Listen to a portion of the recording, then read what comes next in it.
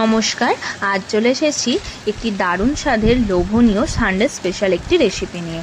ভিডিওটি প্রথম থেকে শেষ অবধি থাকবেন এবং আমি যে যে স্টেপ ফলো করেছি আপনারা যদি এই স্টেপ ফলো করেন তাহলে আপনারা অবশ্যই এরকম সুন্দর একটি রেসিপি করে বাড়িতে করে খেতে পারবেন। প্রথমে চালটা আমি খুব একটা বেশিক্ষণ ভিজিয়ে রাখিনি।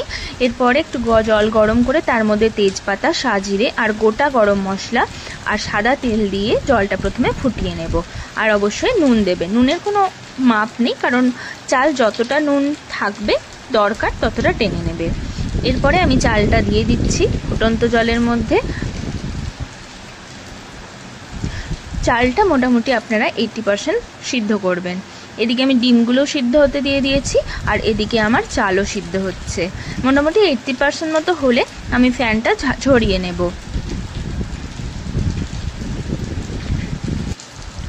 দা করতে করতে আমার ডিমগুলোও সিদ্ধ হয়ে গেছে।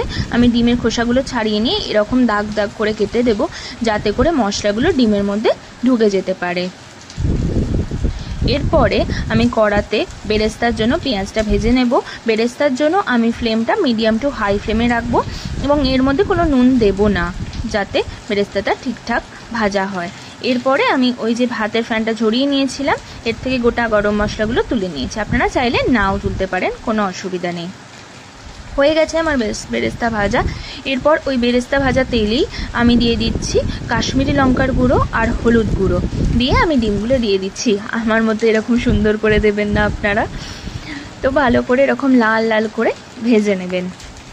ভাজা হয়ে গেলে তুলে রাখবেন। তো হয়ে গেছে আমার ডিম ভাজা। এরপরে ডিমগুলো তুলে নিয়ে এই সেম তেলের মধ্যেই গরম মশলাগুলো, গোটা গরম মশলাগুলো একটু থেঁতো করে দিয়ে দিয়েছি আর দিয়ে দিলাম গোটা জিরে আর দিয়ে দেব তেজপাতা। হয়ে গেলে সুন্দর একটু মিষ্টি মিষ্টি গন্ধ এলে আমি দিয়ে নেব এখানে পেঁয়াজটা। এরপরে আমি আস্তে আস্তে যে মশলাগুলো দেব এবং কষতে থাকবো।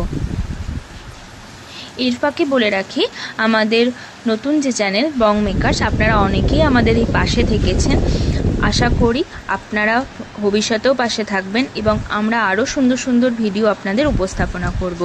যদি আপনাদের এই ধরনের ভিডিও ভালো লেগে থাকে অবশ্যই সাবস্ক্রাইব করে পাশে থাকবেন এবং বেল আইকনটি বাজিয়ে দেবেন।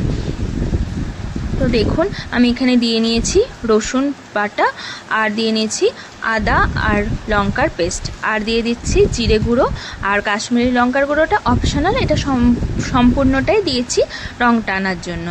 আর দিয়ে নিচ্ছি হলুদ গুঁড়ো। এরপরে আমি আলুটা সিদ্ধর যে জলটা ছিল সেটা দিচ্ছি আর দিয়ে দিচ্ছি চিনি ব্যালেন্স করার জন্য। আর দিয়ে দিলাম এখানে টমেটো আর দিয়ে দেব স্বাদ মতো লবণ। এই মশলাটার জন্য যতটা লবণ দরকার সেই পরিমাণে আপনারা লবণটা দেবেন। ভালো করে কষতে থাকবেন যতক্ষণ না তেল বেরোয়। এখানে আমি দিয়ে দিচ্ছি বিরিয়ানি মশলা। বিরিয়ানি মশলার রেসিপিটা এর আগের আমার একটা ভিডিওতে আছে। যদি আপনাদের মনে হয় কারোর লাগবে বিরিয়ানি মশলাটা তাহলে অবশ্যই কমেন্ট করে জানাবেন, আমি আরও একবার বিরিয়ানি মশলাটা শেয়ার করে দেব। বাস হয়ে গেল। আমি এখানে এগুলো দিয়ে দিচ্ছি ডিমগুলো আর মোটামুটি 50% সিদ্ধ করা আলুগুলো দিয়ে নাড়িয়ে নিয়েছি। হয়ে গেছে আমার, দেখুন এখনই খুব সুন্দর একটি কালার চলে এসেছে। হয়ে গেছে, হয়ে গেলে আমি এবার বন্ধ করে সাইডে নামিয়ে রাখবো এবং গ্যাসের ওপর তাওয়ার ওপরে হাঁড়িটা রেখে আমি আগে প্রিপেয়ার করব। দেখুন কিছুটা গ্রেভি আমি রেখেছি আর কিছুটা গ্রেভি আমি তুলে রেখেছি।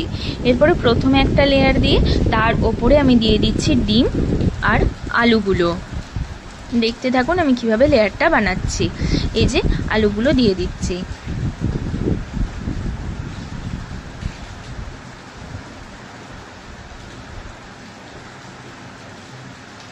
এরপরে আর একটা ভাতের লেয়ার দিচ্ছি। ভাতের লেয়ারটা দেওয়ার পরে আমি একটা বাটিতে গ্রেভিটা তুলে রেখেছিলাম, সেই গ্রেভিটাও আমি এর মধ্যে দিয়ে দেব।